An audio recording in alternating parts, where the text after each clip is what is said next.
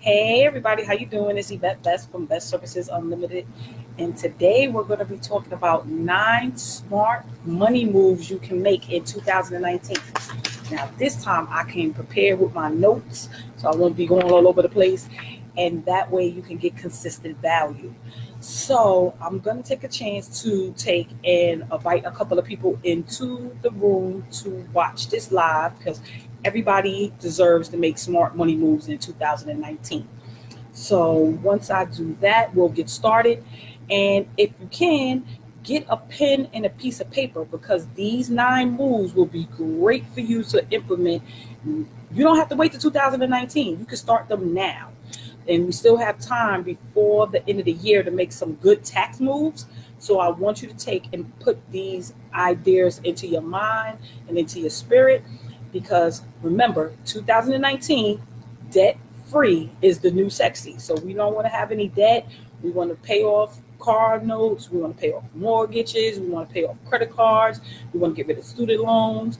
And we want to be able to live the life that you want to live, not the one that you have to live because you bow down with a whole bunch of bills. So let me just invite a couple of people in.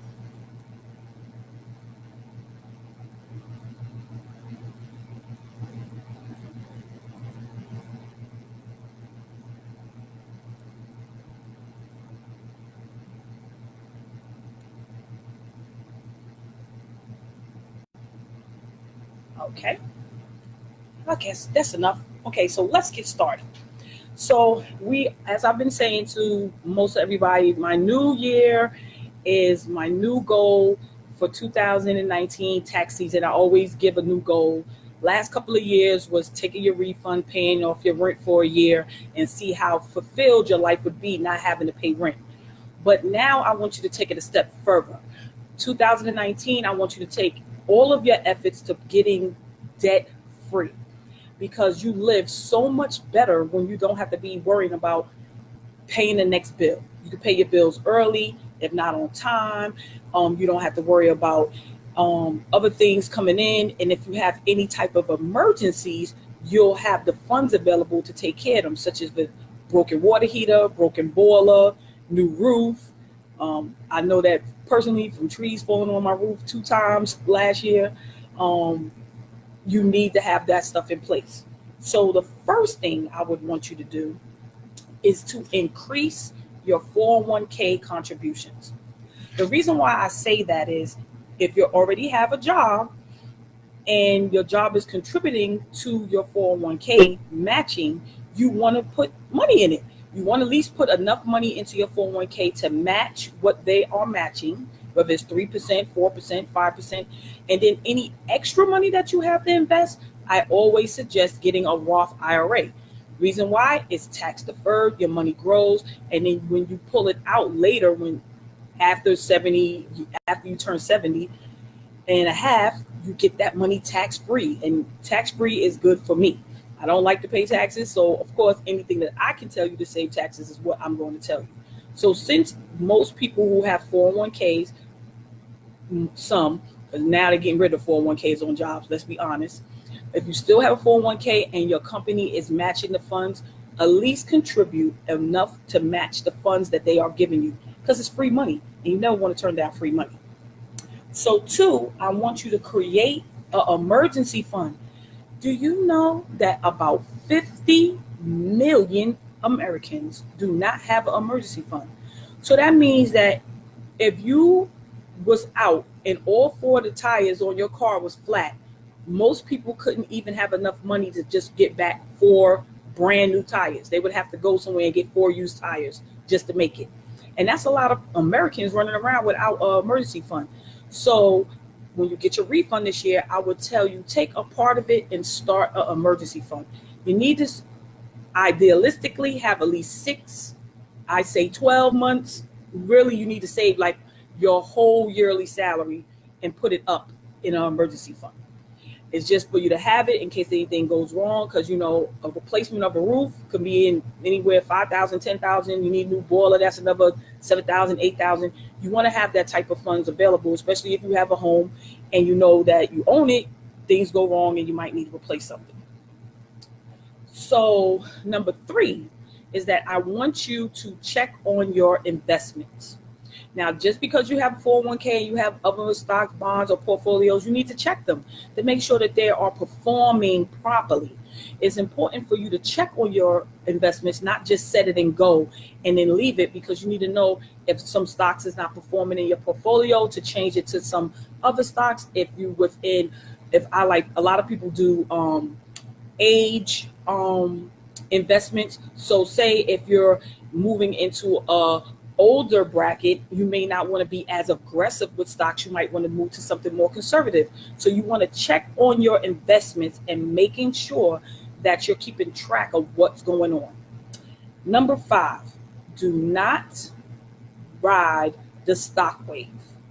Now, stocks go up and down all the time, and a lot of people are able to get in, make a quick buy, make a quick sell, and make a quick buck.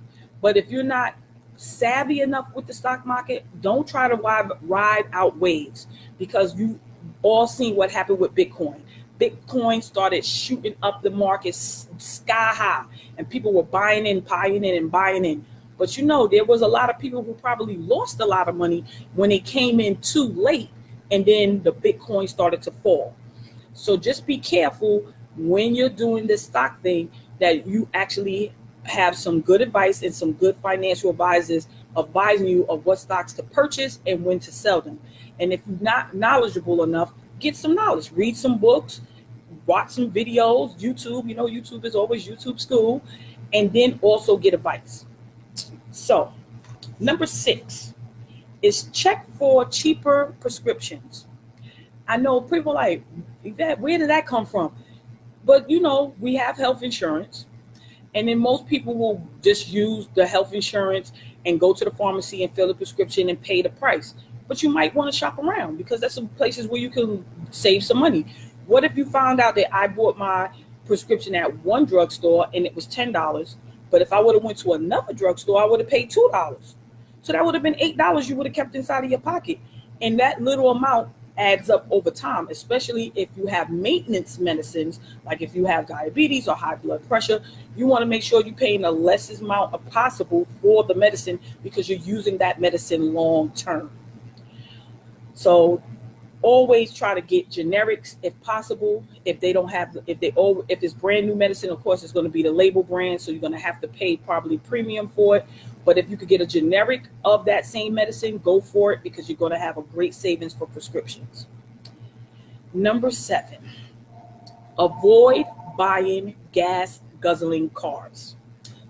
Okay, everyone knows that this month is the month that most business owners will run out and buy the most biggest truck, the most biggest SUV to save on their taxes. They know, if I buy it on December 31st, I drive it around the block one time for business, I can write off $25,000 for that car.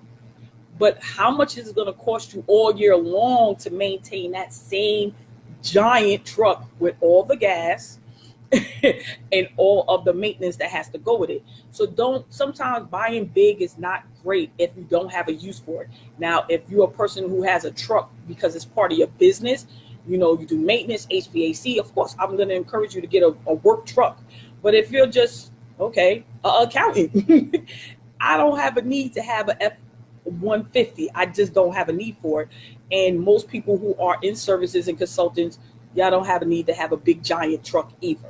So sometimes buying big just to get that one-time deduction may not pay off in the long term. So let's avoid the gas guzzling cars. Then that leads me into number 8. I want you to shop around for insurance. Now, when your policy is almost due, just don't decide, okay, I like the insurance, I don't want to have the hassle. Shop around, because you might get a lower deal, get a better bang for your buck, and you would want to take and shop around. And that doesn't also goes for home insurance, flood insurance, car insurance, also health insurance, because sometimes, especially self-employed people like myself, when you want to get health insurance, you got to shop around. You might wind up getting health insurance through the marketplace and they telling you that it's $1,000 a month, and then you might wind up getting insurance like I did through US Health Advisors, and now I'm only paying $300 a month. So it's a big savings, and especially if you have a family, husband, kids, all of that adds in, and you want to make sure that the coverage that you got in your health insurance is covering you in the case that you have to go to a hospital. That's always important. Most people are generally healthy, going to the doctor, getting checkups, but the reason why we have insurance is in case anything bad goes wrong and we have to go to the hospital. So make sure you checking up on your insurance policies and making sure that you're not paying too much. So my last tip, smart money move, number 9, you need to get a business. I cannot stress this any more than that. Number 9, you have to have a business. Now, most people like to say side hustles. I like to say side jobs with a business. It's very important. Reason why, one, if you're a W-2 employee until year 2026, you're not going to have any tax deductions, probably 5 to 7. That is it. Then if you have a business, you're able to connect some of the regular everyday things that you do to your business activity and deduct them. So that's always great. But the most important thing is two jobs are for 2 people. Please, I'm going to say that again. Somebody type that in there. 2 jobs are for 2 people. Please believe that. I know people that's working 2, 3 jobs and they still broke. The reason why? Because all of that is labor and you're getting taxed on it.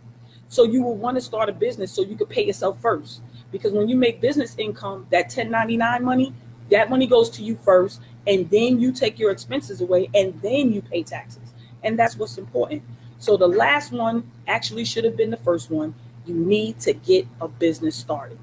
Now, right about this time, I have a home-based business that is available. It teaches you finance, how to improve your credit, and just basically get 1099 money. I'm going to type our information in the box, and you could get with me and join today. And I train you because, okay, of course, as a tax accountant, I want you to be compliant. You have to have, when you get into this home-based business, you want to do it with the intent to make a profit, because that's why we get into business, to make a profit.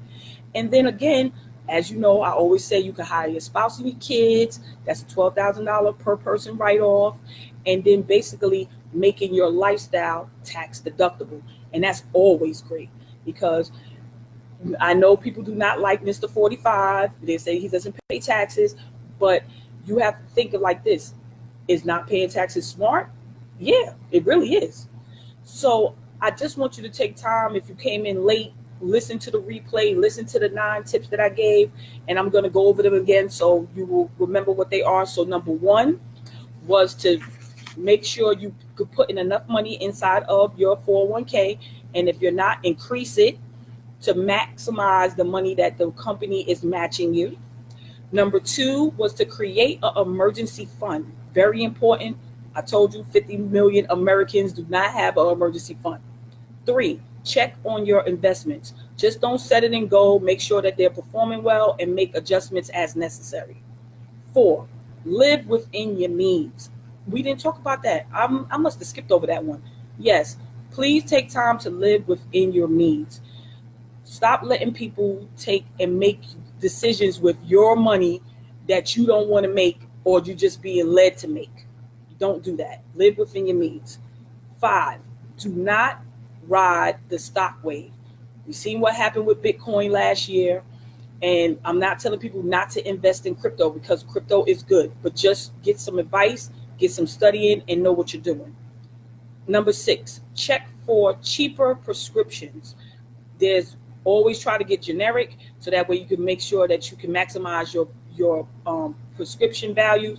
And a lot of people will say, well, I could write off my prescriptions, but you got to remember the way that these standard deductions are set up now. Most people are not going to be itemizing, so you might want to pay as low as amount as possible for your prescriptions.